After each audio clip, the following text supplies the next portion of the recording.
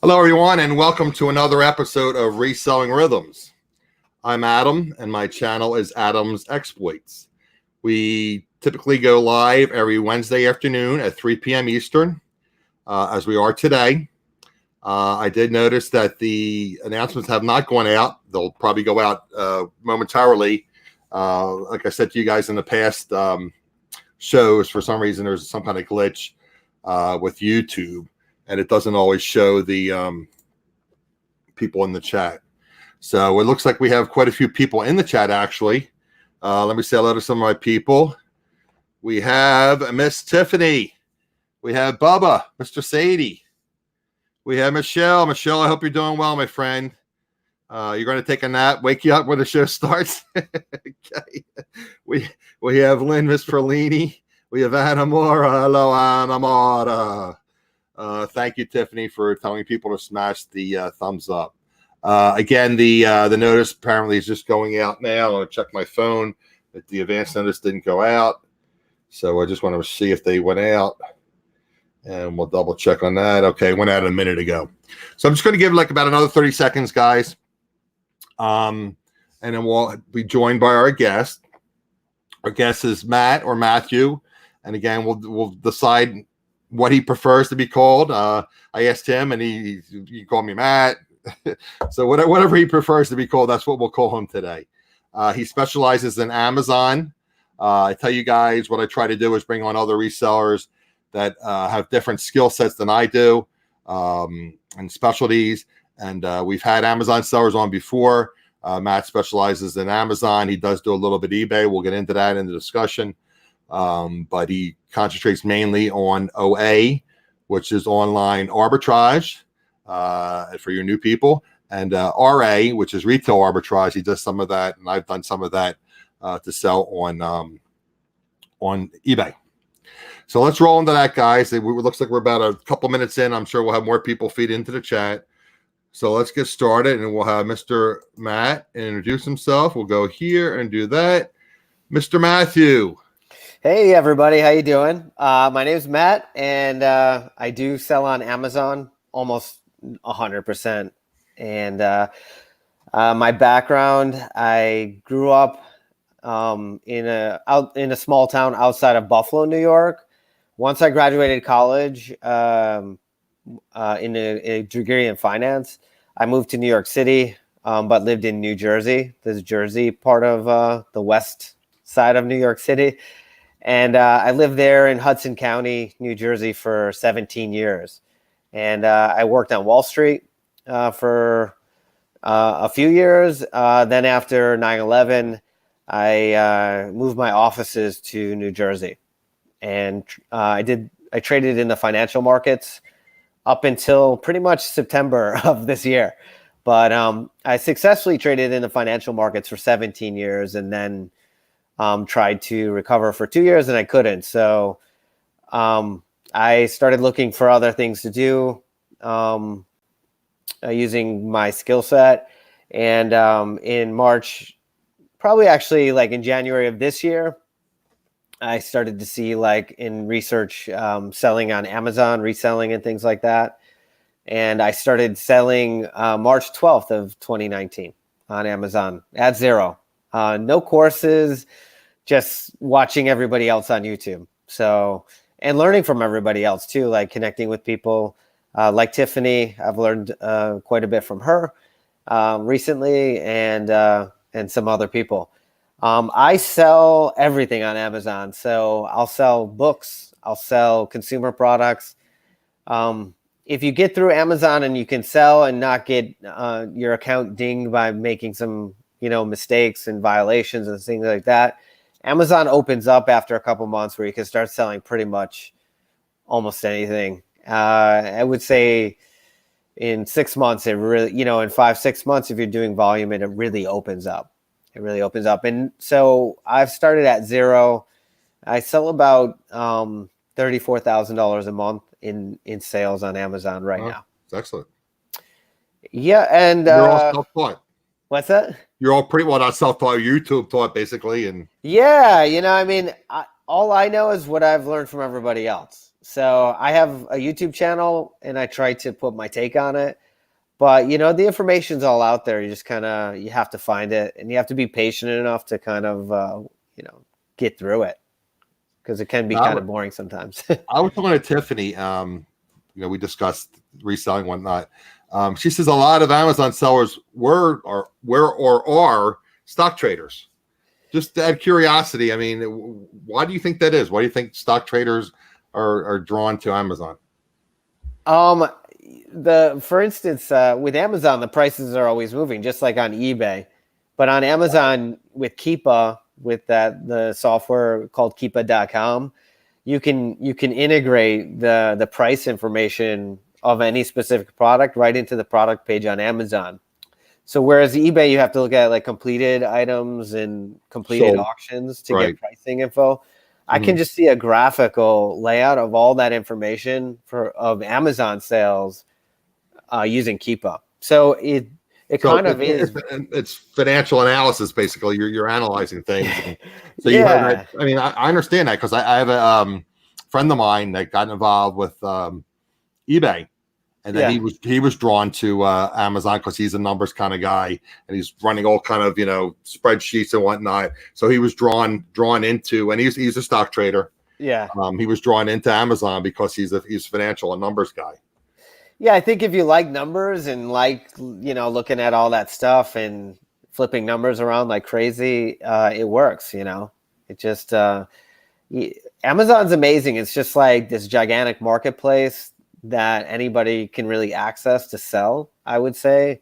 And if you do your right analysis, if you do the right analysis when you do the buys, when you do the purchase decisions, you will sell that item. Like, it will sell, and you can estimate the time it's going to sell. So it's like everything is kind of like scientifically laid out for you.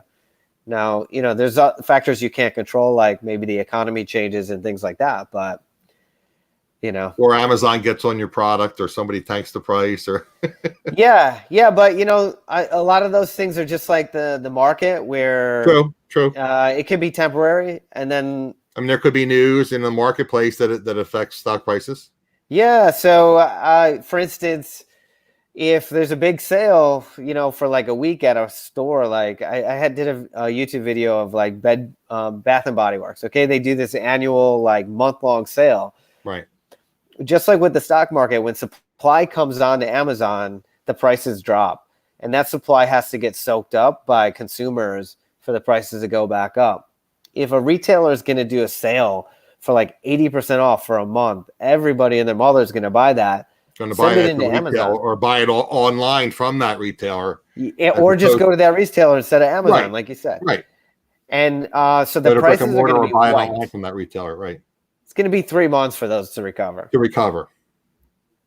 So. And then when everybody gets involved in the OA or the OA online arbitrage or retail arbitrage, purchasing those products to resell on Amazon or eBay or whatever, there's a glut of that product. Yeah. Until that filters through.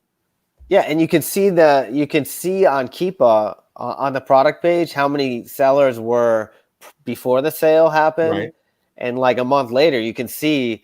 I do an analysis of that Bath and Body Works products. The number of sellers went from like 3 to like 92 in a month. And each one is probably bringing 10 to 12 units to market. So the supply went from like 40 to like 1,000 units. Ooh. You know what I mean? It's going to be a while for that to get sold. Yeah, I guess it's going to take a while for that to sell through. Yeah. Well, so that's what happens, guys. That's a pro tip. And I had a Crystal on Thrift. I'm having a brain freeze, but anyway, not expired, but discontinued styles, lotions, that's amazing. Candles, flavors. All that stuff is hot. Especially, I guess, it would be more on eBay, I guess, as opposed to reselling that on the Amazon. But like retired fragrances, retired candles, or perfumes, or lotions, all that stuff is that's a bolo guy. Be on the look at that. Just do your research as far as pricing. Yeah, Adam, those out of stocks or discontinued items, that is like a gold mine. on Amazon or eBay. You can do really well just doing that, and then you don't have to do so much work if you're getting like 400% returns all the time. Well, that's the thing too. The margin is quite a bit more when you're getting those discontinued styles. So you don't have to move so much product. True. Whereas we talk about ASP and how everybody wants to increase their average selling price. Yeah. I complain that I'm in the used clothing and I have a small ASP. I maybe make $5 to $8 profit, where I want to get something up to like $25, $35, where I can make $15 to $20 gross profit after my fees and whatnot. But again, if you have something that's collectible or not available anymore, discontinued, you have higher profit margins. Yeah, it's fantastic. And again, you just don't have to move so much. Instead of, like wholesale, you have to move a lot. If you're going to do wholesale, selling on Amazon, you have to move a lot to make, a razor thin margin. Where if you flip it and just say, maybe I sell books, books are in a sense like limited quantity in a sense, unless it's like in print. Unless they come out with a new edition and then they but there's some limited nature to a book. Just do that to make more money, the publishers or whatever. Yeah. But, let's get into that. But yeah. So again, you were said earlier when we were discussing, pre-show, you do approximately 90% online arbitrage. Yeah, approximately. It can vary. It really varies, like based on like, okay, this weekend I want to go out and check out the outlet mall, and now it's going to be skewed at 10%. But okay. Well, let's get into that. You brought that up. I've tried that in the past and have not been very successful.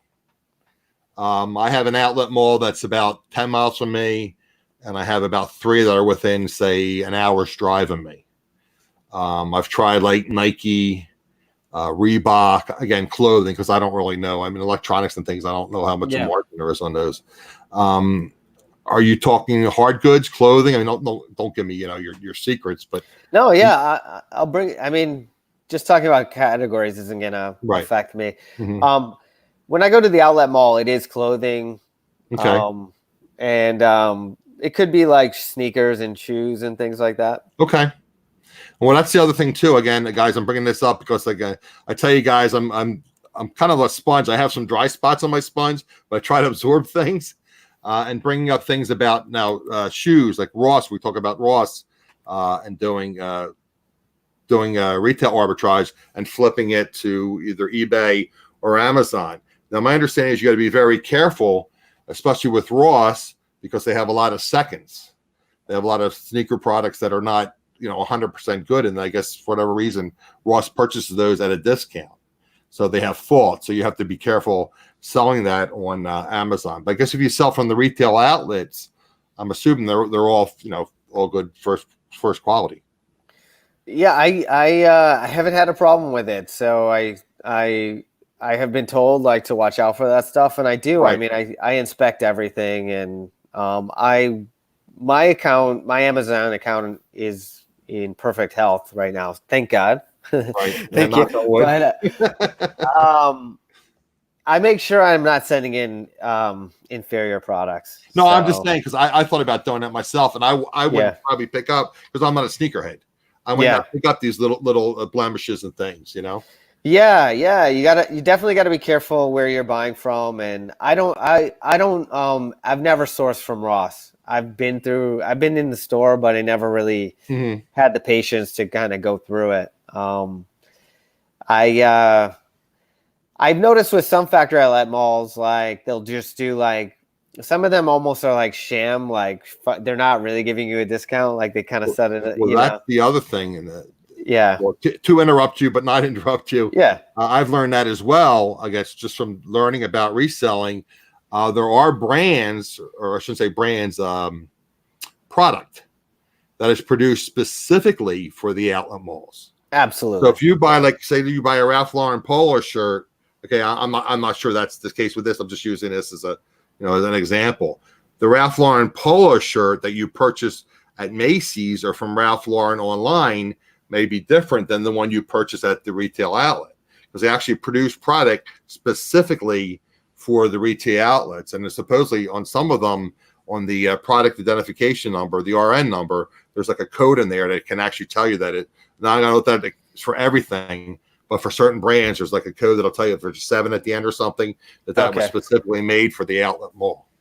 Wow. Well, I didn't know that. Do you think? Yeah. I mean, what I'll do is I'll try to find that, and on I probably saved that. I have a bookmark for reselling, and if I can I'll find that. I'll post that in my Facebook group because I found that very interesting. Do you find that the UPC is the same as well, or they have a different UPC number as well? Well, like I said, there was like about 8 or 9 different brands that they actually have a special, series of numbers or a number in a certain position on the.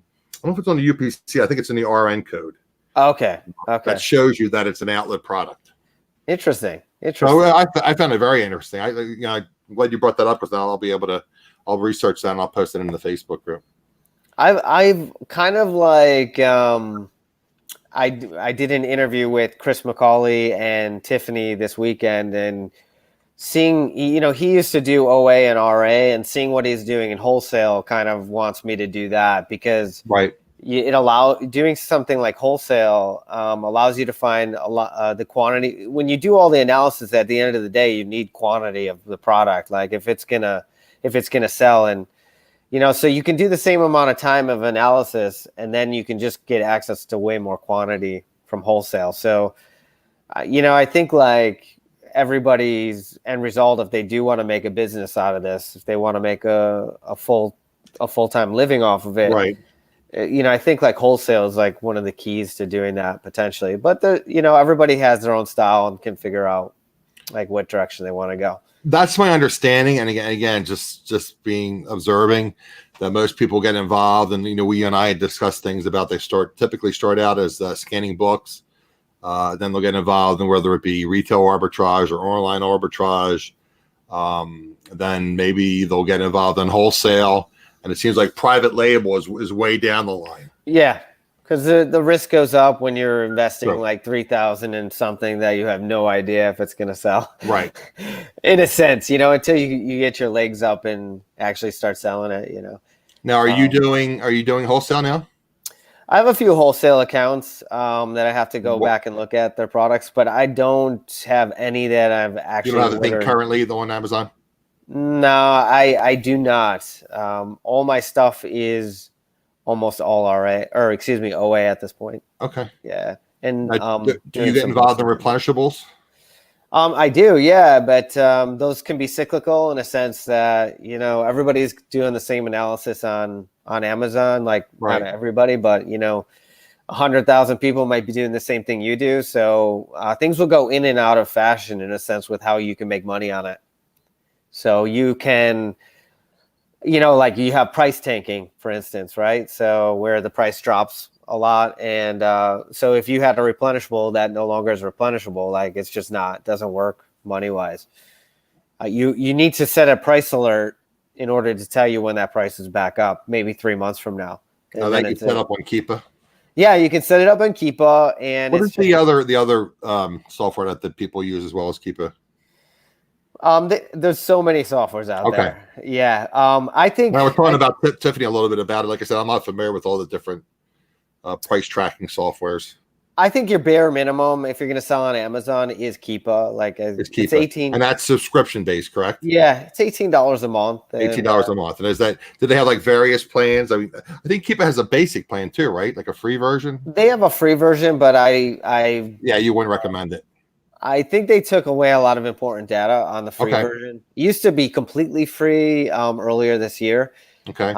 Then they went to like a €15 subscription, so it's like $16, $17 or something. Okay.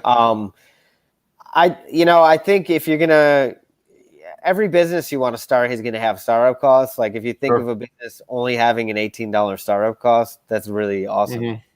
Mm-hmm. When you can scale it to there's always there's fixed costs, there's variable costs. That'll be part of your fixed costs. You have to have subscribers to various services. Your internet supplier, you got to have internet. That's a cost. If you have a cell phone that you use for this, the smartphone, that's a fixed cost. You're gonna have that. No matter what, you got to have something you can scan. Your phone and your internet. Yeah, printer. You're gonna need a printer. Exactly. So. you know, all in, you know, maybe your startup costs are less than $400, you know? Right. You know, when you And tally then it again, all you up. have the inventory, which fluctuates depending upon what you're buying and the quantities you're buying. So that's the whole thing with me. Now is that, how do you determine what you purchase on OA? Is that just something you just see something and you say, wow, that's on sale, that might be an item, let me do my research on Keepa? I have a lot of different strategies, and that's why I think I'm finding a lot of success. Okay. I mean, not to give away the golden goose, but no, just talk in general, the general nature of it. So you have cyclical patterns. Cyclicality in like textbooks, that can be a really big moneymaker for you. Sure. That's well known. 4 times a year. You have 4 chances a year to make a lot of money in textbooks. Okay.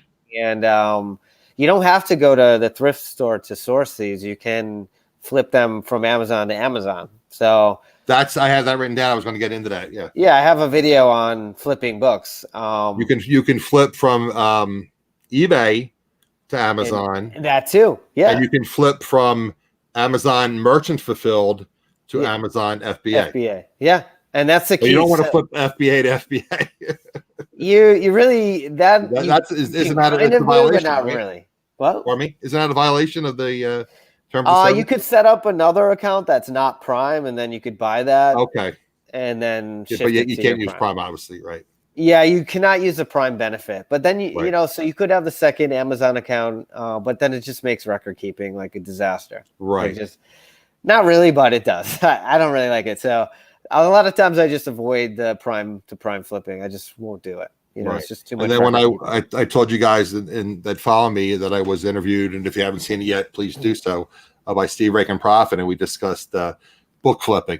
Because I told you, Matt, I told you earlier when we discussed things, how I was kind of intimidated by the whole RA, and that a lot of these bigger time Amazon sellers say get involved in book selling. And one of the things Steve recommended is their software. I think it's eFlips. I'm not 100% sure, but where you can purchase things at a lower price and then flip them to Amazon. I think it actually was merchant fulfilled to FBA. And there's some kind of guidelines or some kind of markers, I guess, that you set up, and it tells you where it'll be profitable. And you can also use fulfillment centers, so that way you don't even have to handle the product. You can purchase it and have it shipped into your prep center, not fulfillment center, prep center, and they can handle it. And Steve said he was researching a prep center that was in a tax-free state, and I think he said it worked out like $1.25 or $1.50 per book. They'll get the product, they'll process it, and ship it into Amazon for like $1.25 a book. Yeah, you can do all that. So eFlip is a software that looks really easy for people to use to find opportunities to flip. Right. You still Have you used eFlip at all, or are you familiar with it? I don't use it, but I've researched it. You're familiar with it? Yeah, I've researched it. It's great. Okay. It looks great. And you still need Keepa, though. I mean, you still need to be able to do that analysis. Sure. Make sure that book is still selling. So you still need. That's the other thing too. They fluctuate, right, as far as the prices, and that's what you're counting on. You're counting on buying those college textbooks, merchant fulfilled in November, and when so like the end of the semester when the students are getting rid of their books, and then you purchase them low, and ideally to sell high when it's semester is coming into the prices will be great in November, and they'll probably be the lowest point, and then you want to get them back to Amazon by December 15th because the books are going to start getting bought. Right, because it's basically what I guess the end of August and the beginning of January, the typical semester. There's 4 periods. So the big periods are August and January. Right. But then you have 2 semesters in the summer that people go to summers. Okay, so I know they had summer school, but so there's two periods in the summer. Yeah, usually they run a month each, so you will have certain textbooks that are popular. What, like July and say early August? I think June and July are semesters that people use to. I did when I was in school. Right, because most schools, colleges are out in May sometime. Yeah, but you can pick up extra college credits in those semesters, so that happens. Right, that's what I'm saying for the summer, right? Mm-hmm. So that's another market, another cyclical. That's a great tip. Pro tip, guys. Books. Okay. So then I do consumer products, and I'll source those through tactical arbitrage, and that will find products for me. Tactical arbitrage. Yeah, it's kind of an expensive software program. I think That's it's the name around. of the software. Tactical. Yeah, that's the name. And you can run like scans of like Walmart men's clothing, and you can find every arbitrage opportunity. Okay, I think I've heard of that. I'm not familiar with it. I think I have heard of that. Yeah, and it figures it out in like it highlights opportunities. Let's say it will show you all the it's opportunities. constantly pinging the website and constantly searching for opportunities. Yeah, you kind of direct. You can choose 10 searches at a time. So that's their max. And so you just set these up. So they have, let's say, 800 different stores you can check. And then you can check any type of product category at that store. 800 stores. Yeah, so it's a time saver because there's no way you can physically do that in RA. Oh, no, absolutely not. You need like 60 sets of eyes, pair of eyes. Yeah, you just can't do it. Different monitors. I like to do that. I love it. So, it'll just like send you like a text message or an email, and it'll tell you when it'll set off an alert.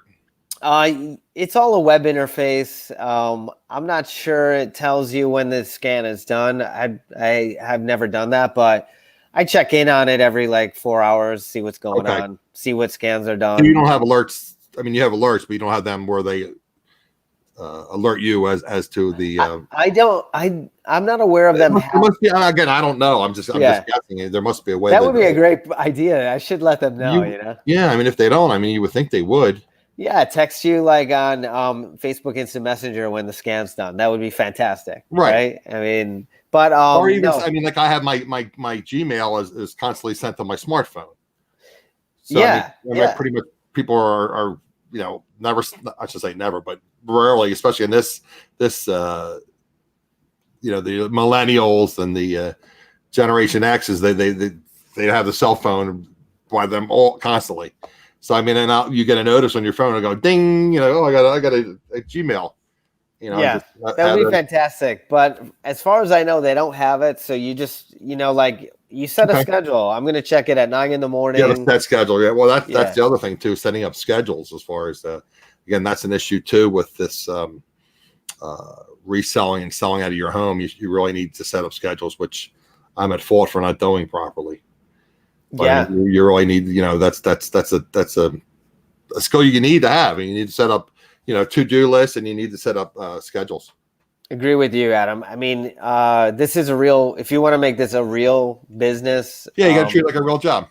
Yeah, you need, you essentially need best practices, and you need, strategies, standard operating procedures, standard SOPs. You need those in place so that you stay on task and you get it. You work until it's done, and then you move on to the next task. I mean, granted, when you're running your own business, I mean, you're in business 24/7, but you need a set schedule where you do certain things, whether it be sourcing or, like you said, checking Keepa or inputting listings or whatever. Shipping, if you're doing shipping. Yeah. Because the second you kind of veer off of that, set the schedule on Sunday for what you're going to do all week and set the intraday schedule. The second you stop doing that is the second you fall behind. It's your business won't grow anymore. So set goals, set a schedule. Yeah, and some things are just out of your hands, like everything in life, true. I mean, you got to roll with the punches, so to speak. And I mention this almost every show. The only thing that is permanent is change. So you got to deal with it. Yeah. Something happens, if you have a family and something happens, you got to, pick your son or daughter up at school or run to the doctor or something. I mean, life happens. I mean, it's just prioritizing what matters to you. Exactly. There's my buddy, Mr. Todd. I had to interrupt you. Sorry. Todd, we miss you, buddy. We'll be in touch. Guys, if you aren't, again, I know it's Matt's show, but if you aren't, my good friend Todd of Flippin' Hustlers in the chat, just click right next to him and you can contact Mr. Todd. Contact his channel. Okay. I just saw your message that you sent me earlier, Matt. I was like, what is that message in there in the stream? I just saw like a little red eye. What is that? That's funny. That is funny. Okay. So you said you had some strategies that you could share with us without give away the golden goose. As far as you did say Keepa, and you said Yeah. this tactical arbitrage, but again, the tactical arbitrage is relatively expensive, right? Yeah, I think I'm paying like 120 a month because I'm Okay. using it to do a lot of things. But I think the basic plan, where you can search all the stores, is like $80 a month, and so that's still Okay. pretty steep if you're just starting out. Sure, if you're just starting out. So if you Um, have the Keepa plus that's over $100 a month. yeah, yeah. You could do the e-flip if you wanted to just focus on books. I think That I'm could actually be. going to try that. I think once hopefully some of my medical issues get under control, I'm going to try the e-flip. I think that's relatively. I don't know what it costs, but I don't think it's quite as much as $80 a month. And the So thing is, I live well, there's like 2 or 3 schools that are in South Jersey within like 15 minutes of me, or 20 minutes, and then I work across the bridge from Philadelphia, so there's plenty of schools, colleges there. So I mean, I could probably source that, like look at Craigslist ads and things. I mean, have you said you do some books, right? yeah. Do you source them locally? No, I You don't? well, I I prefer not to You actually. try to source them online, whether it be eBay or Amazon. Yeah, I'll do an eBay or Amazon merchant fulfilled by, and then I'll list it FBA. Okay. So you haven't gotten involved in like running Craigslist ads or anything and trying to pick up books for cash from students? That would be great. But I have not done that. No, I haven't even considered it. I There's so many opportunities in the merchant fulfilled flipping that I just like kind of just clicking and buying and clicking, and you know what I mean? It's like, Okay, so you no pun intended, you have that kind of down to a science, so you don't really need the source. And plus, it takes yeah, a lot like of I don't time. need. And then you're chasing people, and do they show up? Do they not show up? That's a lot of Playing logistical phone planning. tag and right. So I would dress rather MF buy the merchant fulfilled Merchants product, fulfill guys, or eBay, right? or if you install this the invisible hand on your Chrome browser when you're looking at the product on Amazon, it will tell you like if it's available somewhere else as well. So like maybe I'll find the same book at Barnes and Noble, relatively That's called cheap. invisible hand. Yeah, the Chrome extension is called Invisible Hand, I have and another one. I forget what it's called. there's probably quite a few that are like Yeah. similar. Well, I mean, I have all these extensions I don't even use. Like WikiBuy is one of them. I Okay, think I've never used that. How is that? that's good. I mean, that'll show you other people have it available. Comparable? Oh, okay, Wikibuy. Yeah. I'm gonna check that out as well. And I guess I know I talked to Tiffany about this. You use the DS Amazon Quick View. Do you use that? I don't use that, but I Okay. have heard of it. Okay. So Amazon Scout FBA calculator. I kind of do a lot of that stuff in my head. Okay. I mean, I have all these Chrome extensions. Everybody says, "Oh, add this," and I have all these Chrome extensions up there. It's like, Yeah. I have the bare minimum on my Chrome extensions right now. So well, I'm sure that bogs down your computer too when you have all these Chrome extensions. yeah. The So worst thing, guys, I don't know if you get that. Are you everyone getting these announcements that they're doing away with Flash Player? Every time I go on Yahoo, I get this message like drives me crazy. Are they really? Yeah, Is it going what? Flash Player. You remember Flash Player? Everything we used to run on Flash. Yeah. They're doing away with it in 2020 sometime. So every time I go on Yahoo, I get this message. I got to close it out. Wow. It's frustrating. Okay, so you source RA at retail outlets. Yeah. What other kind of RA do you do? Are you using again, of course I'm having a brain freeze. What was the software where you can check like Keepa? What's the software you can source to see if somebody has a certain product in inventory? Invisible Hand, is that what you're talking about? Or? No, I'm sure somebody, Michelle, you're in there, Michelle. Give it to me. Michelle is very knowledgeable. I drew a blank, Adam. I'm sorry. It's the one where the guys will be like they'll be searching like Walmart or that is Brickseek. Brickseek, thank you, Brickseek. Yeah. Right. I had a hard time dealing with that because a lot of times for me the item was out of stock, and I kind of got disappointed, like going to the store to find the item and then it just being out of stock. So right.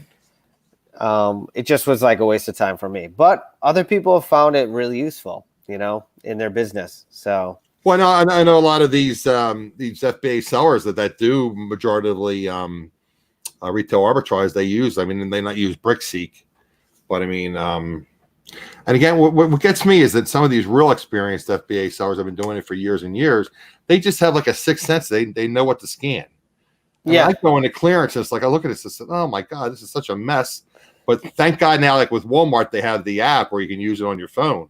Yeah. I used to go through and try to find stuff. It's like I couldn't find anything. Then I find a half dozen things, and then I go looking for a scanner, and 2/3 of the time the scanner would be broken, the one I found. Yeah. Then I would try to find help. They asked them, "Where's the scanner?" Then I couldn't find any help. It's like, oh my God. That So now you can use the app. That Rosie agrees with me on BrickSeek. It sounds like Rosie Closet. Me, I just got frustrated with it. Okay. Yeah. So that's kind of interesting, but I think some people find it really useful, and then some people, just cannot handle it, like myself. But it's nice, like you said, Walmart has the scanner on the app. Right. When you're trying to figure out the pricing and stuff. Mm-hmm.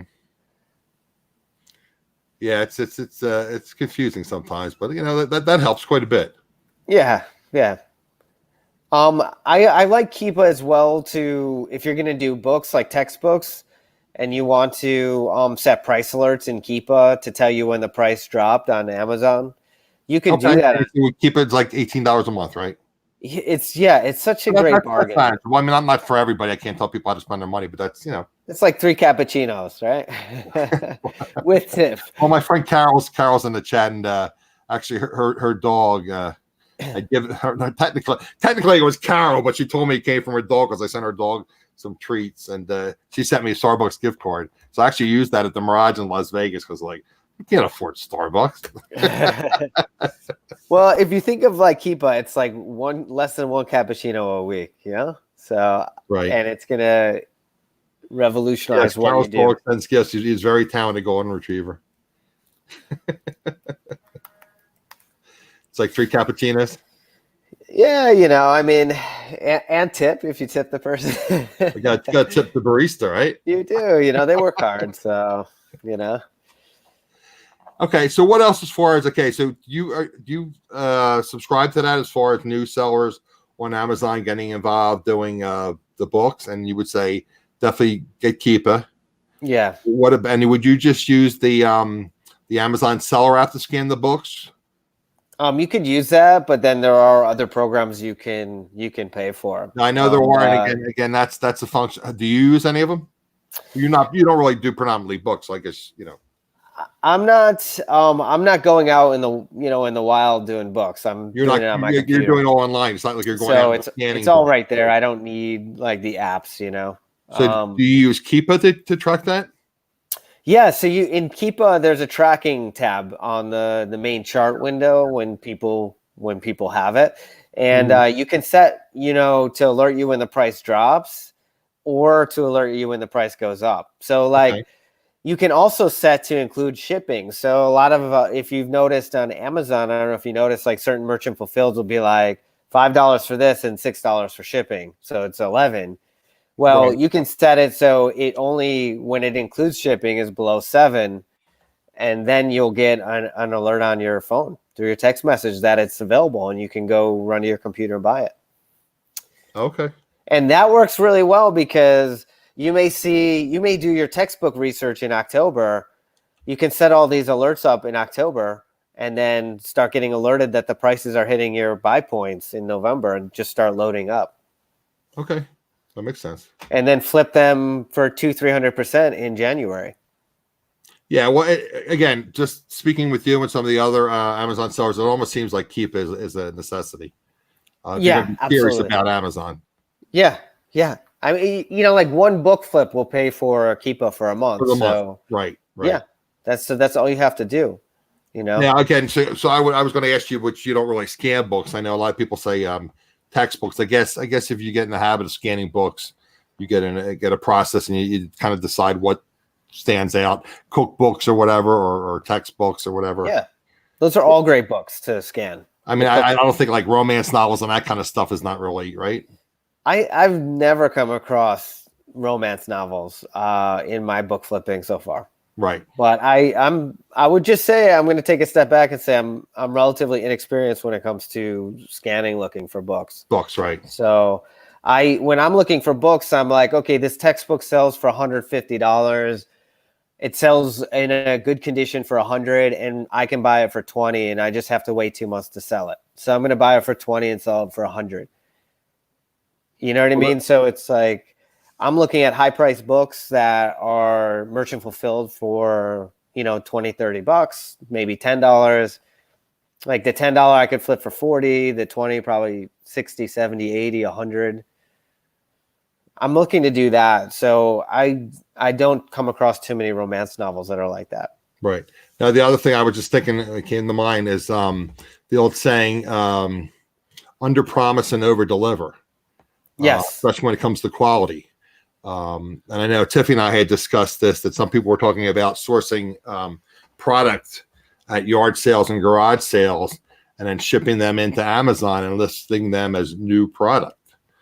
Technically, that's not new product. I mean, it is new product, but technically, as far as Amazon is concerned, that's not new product. It's not like you have a receipt from, I mean, you can write a receipt to yourself for tax purposes. You can write down, I purchased such and such a Lego set at such and such a price and such a day, but that's not a receipt as far as Amazon is concerned. So yeah, I agree with you, Adam. Yeah. Right. Now, as far as grading the books, I guess there's standards that they have posted on the website, and I'm sure there's videos that go over that. Yeah, there's plenty of resources out there for you if you wanted to figure out how to grade books. There's a lot of people who've made videos on how to do it. Reezy Resells is probably the most well-known book flipper out there. And I was talking to somebody earlier. Yeah. It was you, or maybe it was Tiffany. There's a convention in Los Angeles for video creators called Vid Summit, and I was actually watching a live stream last night, and Reezy came up as one of the people that they were interviewing at the live stream. He's a funny guy.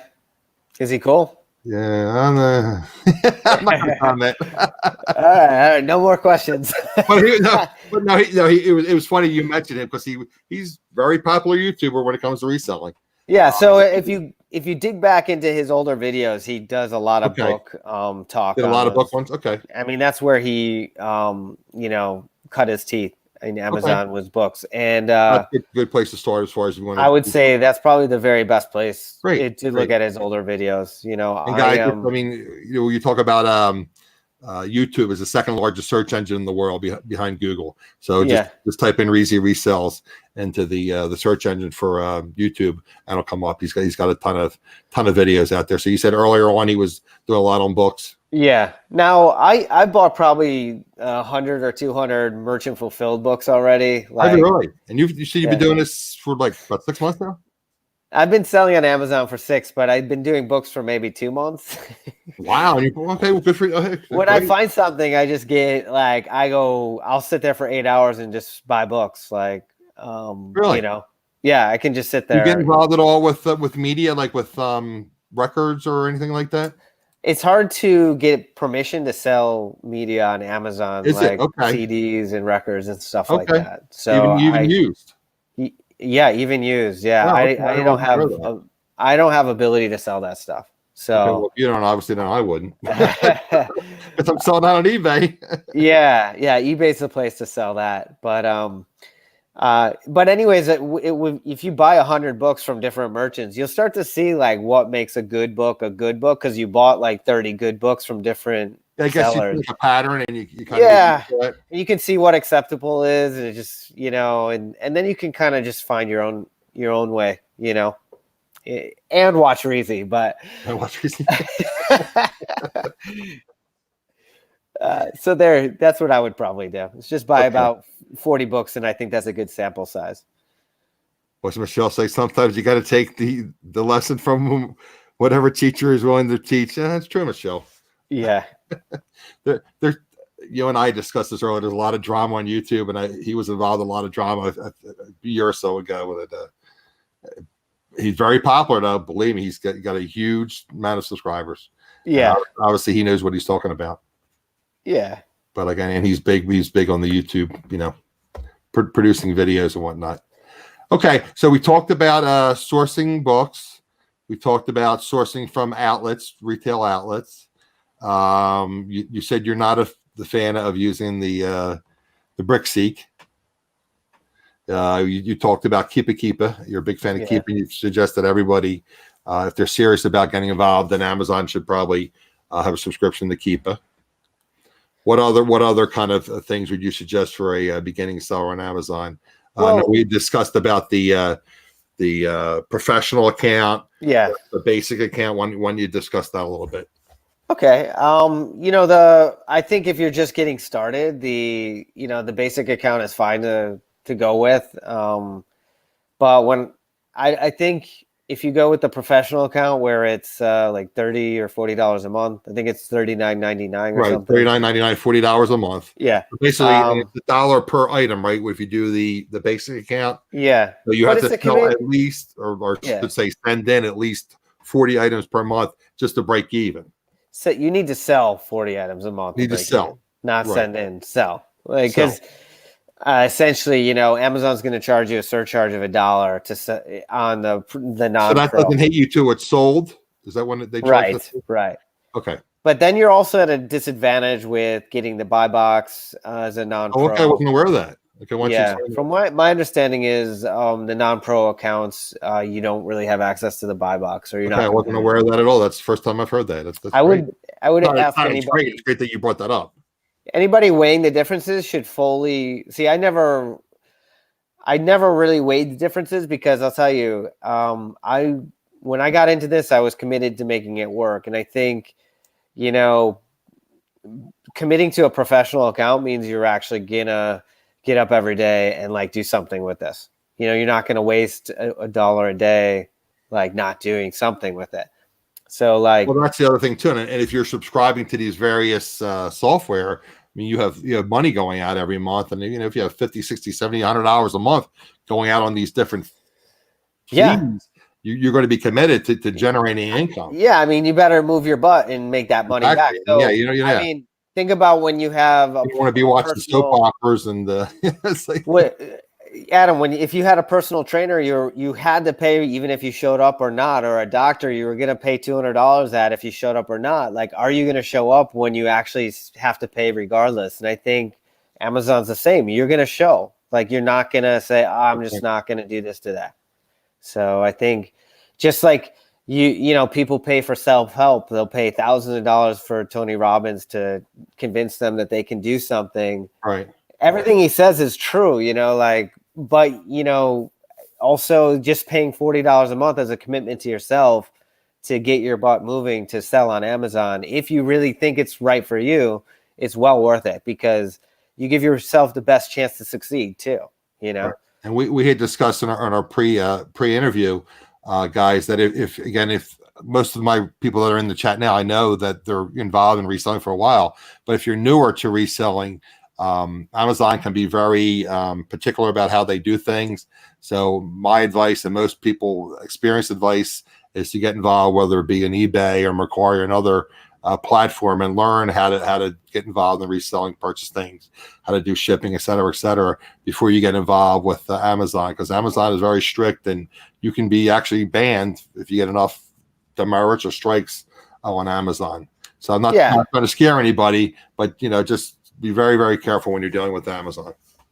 Just as a side note, I think it's important to do all your research before you sign up for the Amazon account. So that's another point, right? You can do a month of research every day, 4 hours a day, like you're studying for like the biggest exam of your life. And okay, you can do that for 30 days, and you think like, okay, I'm working. Would you just watch YouTube videos? Would you go on Amazon? Yeah, like let's say you find somebody on YouTube that's very knowledgeable, or you feel they're knowledgeable, or they're at a point where you would want to be in 6 months. I'll watch every single one of their videos.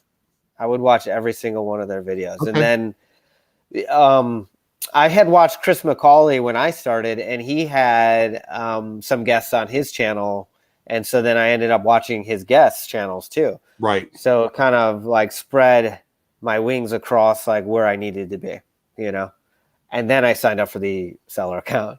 So I probably did 6 weeks of research before doing that. Yeah. That's a great tip too. Okay, guys, we're pushing about 50 minutes here, so I just want to open it up. If there's any questions in the chat. If you have any questions for Matt, you can, as far as Amazon's concerned, we'll try to answer them. And again, guys, if you want to leave questions in the comment section after the video is posted, feel free to do that. So I'll be checking that. I can forward them to Matt if there's any questions per se for Matt that I can't handle. I'll forward them to Matt, and we'll make sure that he addresses them for you guys. What does Miss Crystal say? Let's see here. Oh, that's really small print. Wow. Okay. Yes, I learned that lesson about, was it say 8 years ago, jumped in without knowing what I was doing and got banned for, okay. Yeah. Amazon. Right. Crystal was one of the people that got banned. Right. Okay. So, are there any other questions, guys? Miss Tiffany is thanking you for the interview today. No other questions? Guys, you guys know everything about Amazon? Come on, we got an expert here. We covered everything. Take advantage of Matt. And we'll give it another 30 seconds or so. Again, I've spoken to you earlier, and I said if there was anything you wanted to throw in at the end, if there's anything that maybe had not come up in the chat. Here you go, Miss Tiffany. How does FBAop keep inspired? So how do you keep inspired, man? How do you keep grinding every day? There's things that I want, in my life. And I think, Amazon, you have to be persistent every day. You need to be persistently active at what's your next step? What do you have to accomplish?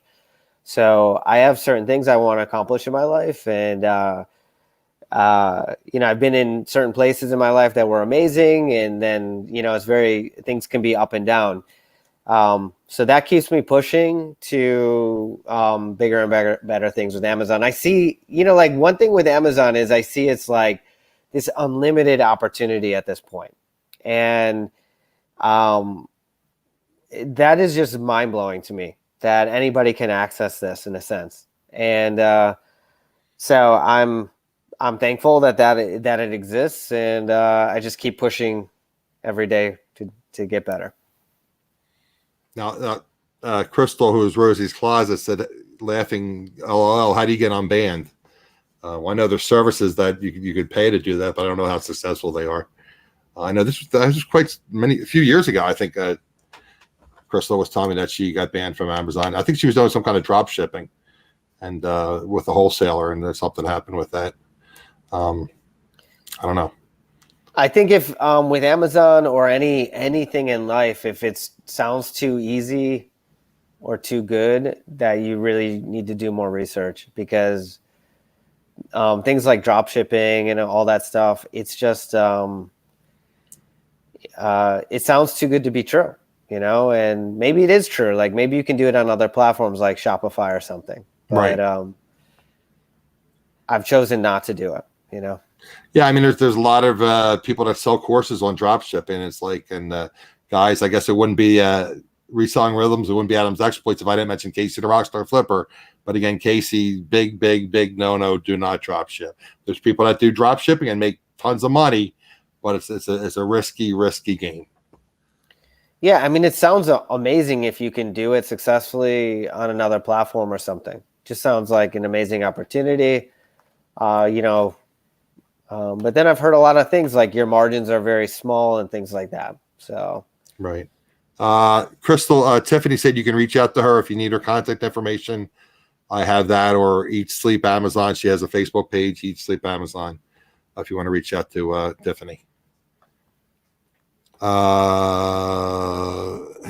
Bearded Picker has to have some pull. Yeah, okay. If you say so. I guess if you're a multi-billion-dollar seller, maybe you have some pull with Jeff Bezos. I guess that's about it for the questions. Was there anything else, Matt, that you want to bring up before we close things out? No, Adam, I just want to say thanks for having me on the show. It was really nice meeting you, like face to face. I've seen you in the chats on a lot of the shows, and right. It's cool to have a conversation with you. Thank you. I appreciate you coming on, and you're more than welcome whenever you want to discuss Amazon. And again, guys, take advantage of people like this. And Tiffany, They know Amazon and they're self-taught. And like I said, Matt said he was a stock trader, and he's a numbers guy. And he's been doing it for 6 months, and he's doing over $40,000 a month in sales. That's tremendous. And we all know Miss Tiffany is very talented. She does extremely well. So we're just going to close things up, guys. Again, I just want to thank everybody for being here. Again, thank Matt. Thank my moderators. Thank you, the people in the chat for being here. And again, if you're watching the replay, my show is typically live every Wednesday at 3 p.m. Eastern.